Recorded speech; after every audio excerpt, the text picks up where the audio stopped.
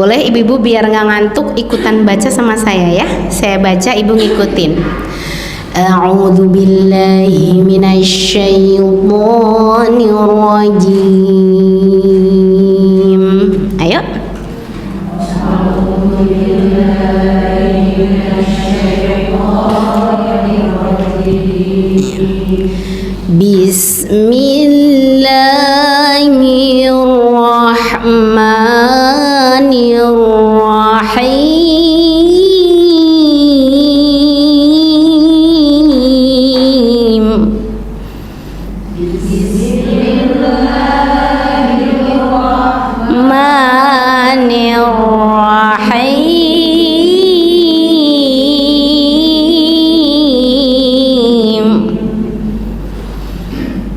فلا تعجبك أموالهم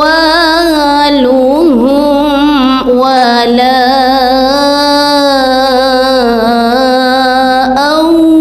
أولادهم فلا تعجبك أموالهم ولا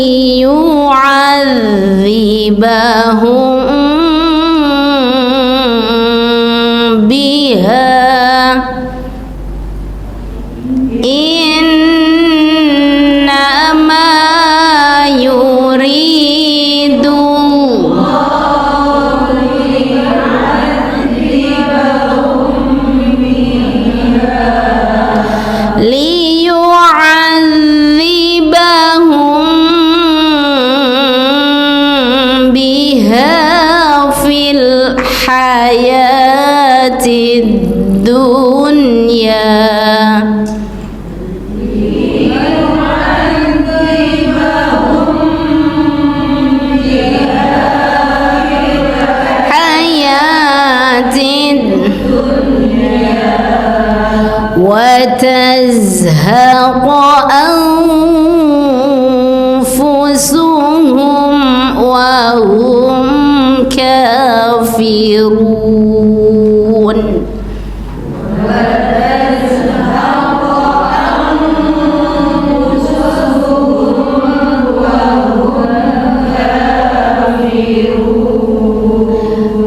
Fala, maka janganlah tu'jibaka, kamu takjub, kata Allah. Maka janganlah kamu takjub. Takjub itu kagum yang berlebihan, ya, sampai lupa siapa sang pencipta dari sosok yang bikin kita takjub. Nah, biasanya orang takjub itu karena harta, ya. Kalau yang dunia gitu, takjub itu karena kegantengan atau kecantikannya.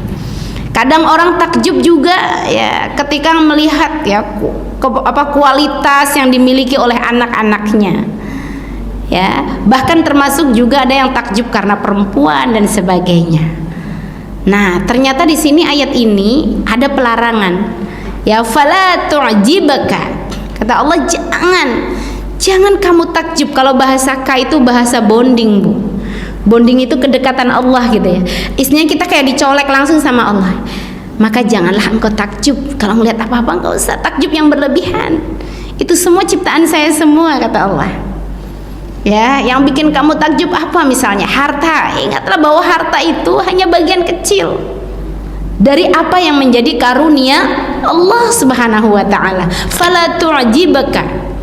Hatta walaupun kita lihat ada orang yang cantiknya luar biasa, ya, gara-gara kita biasa di luar gitu, ya, sering lihat gitu. Nah, yang seperti itu tidak boleh membuat tadi, ya, kita takjub dengannya. Lalu Allah melanjutkan amwaluhum, terhadap harta-harta mereka. Kita nggak boleh takjub juga sama harta orang-orang yang di luar sana. Kan kadang gitu, ya, seneng banget baru kemarin gitu, ya, ganti mobil, sekarang udah ganti lagi, bahkan nambah lagi, ya. Kata Allah, fala tu'jibaka amwaluhum, ya, maka janganlah kalian takjub terhadap harta mereka, ya, termasuk juga wala auladuhum. Jadi orang-orang yang takjub terhadap anak-anak mereka, ya, artinya kita harus bersyukur terhadap apa yang kita miliki. Kita di rumah juga punya harta, disyukuri harta yang ada dalam diri kita. Kita juga punya anak, disyukuri anak kita, biar anak kita juga menjadi anak yang salih ataupun salihah. Nah, lalu Allah melanjutkan dalam ayat ini, innama yuridullah, sesungguhnya yuridullah, Allah menginginkan, ya, bagi orang-orang yang dia menjadikan dunianya menjadi tujuan dari kehidupannya. Orang-orang yang begitu takjub kalau udah urusan dunia gitu ya. Kalau ada orang yang solihah nggak takjub-takjub amat, biasa gitu. Tapi kalau ada orang yang itu artis, bodinya masya Allah dari ujung rambut sampai ujung kaki halus semua gitu, ya takjubnya luar biasa gitu ya. Ini ibu salihah rahimakumullah. Kadang kita juga kalau udah ada orang yang condongnya misalnya ke harta gitu ya, kalau udah lihat gitu ya, wah mobil mewah lewat itu sampai bengong gitu. Nah kalau itu udah bukan level kita ya bu ya. Ya, nah yang seperti ini takjub yang berlebihan, maka ternyata kata Allah, innama yuridullah, sesungguhnya Allah menginginkan liyu'adzibahum, ya, untuk mereka orang-orang yang senantiasa telah menggeser kedudukan Allah di hatinya dengan dunianya tadi, mau itu yang berupa harta, tahta, wanita, liyu'adzibahum, maka Allah sudah siapkan azab untuk mereka. Berupa apa azab di sini? Biha, ya, darinya, fil hayatid dunia. Jadi ternyata azab buat orang-orang yang obsesi cinta ubud dunia istilahnya ya, cinta dengan dunia. Ternyata Allah akan menurunkan azabnya bukan hanya nanti di akhirat bu, tapi fil hayatid dunia kata Allah. Jadi di dalam kehidupan dunia juga sudah, ya, sudah Allah turunkan azab baginya. Berupa apa?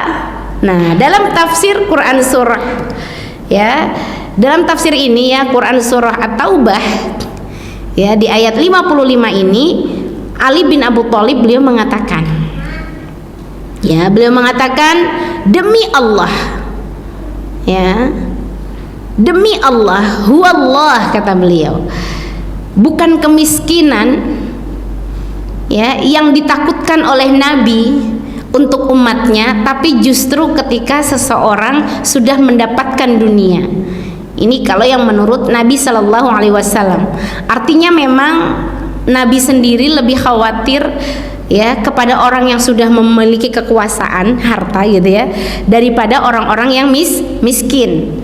Nah, tapi kalau bahasa Ali di sini yang ditafsir ini, beliau mengatakan tiadalah cinta dunia itu akan menguasai hati, ya, dan tiadalah cinta dunia itu akan menguasai hati seseorang ini bu, kecuali dia akan diuji oleh Allah. Dia akan tadi ya, akan diberikan ya satu tadi bisa disebut ujian, tapi kalau dia kembali kepada Allah itu akan menjadi bagian rahmat Allah. Tapi bisa jadi ini di sini disebutkan bagian dari azab yang Allah berikan selama di dunia. Berupa apakah itu? Beliau mengatakan yang pertama, cita-cita yang tak berujung. Ya, jadi kalau orang ubud dunia, dia cita-citanya tuh nggak akan pernah berhenti gitu bu. Kalau kita kan udah cita-cita kita mah yang penting hidupnya barokah, pas butuh pas ada alhamdulillah kan gitu. Kalau orang-orang yang ubud dunia, cita-cita mereka, keinginan mereka nggak ada ujungnya. Ya, jadi kalau orang hidup nggak ada ujungnya, ibu bawa mobil misalnya, nyetir kemana-mana gitu, tapi nggak jelas ujungnya, nggak nyampe alamatnya, kira-kira rasanya gimana bu? Pegel, lelah, capek kan kayak gitu. Nah, orang yang ubud dunia selama hidupnya dia akan lelah terus, karena cita-cita dia nggak ada ujungnya. Dia pengen punya mobil, awalnya bilangnya pengen mobil satu aja, udah dikasih satu pengen dua, nggak berujung. Udah dua pengen tiga, ya, udah punya rumah satu lagi, masih kurang lagi berasa, jadi terus gitu. Cita-citanya tidak pernah berujung ya, nggak ada ujungnya, nggak ada tadi ya. Lalu ini sebenarnya hukuman sebenarnya. Kalau orang yang dia merasa udah dikuasai oleh syaitan, walaupun dia kayak gitu keinginannya nggak pernah berujung gitu ya, dia merasa happy aja, menurut dia bangga saya udah begini gitu ya. Padahal jiwa dia itu lelah karena nggak ada ujungnya yang dia pikirkan. Nah, ujian yang kedua dijelaskan oleh Ali bin Abi Thalib di sini, ya, sesudah cita-cita yang tak berujung. Yang kedua adalah kemiskinan yang tak akan pernah mencapai kecukupan. Jadi walaupun mobil udah 3 masih miskin aja, korupsi lagi, kurang terus. Jadi kemiskinannya pun menjadi kemiskinan yang selamanya nggak akan pernah tercukupi.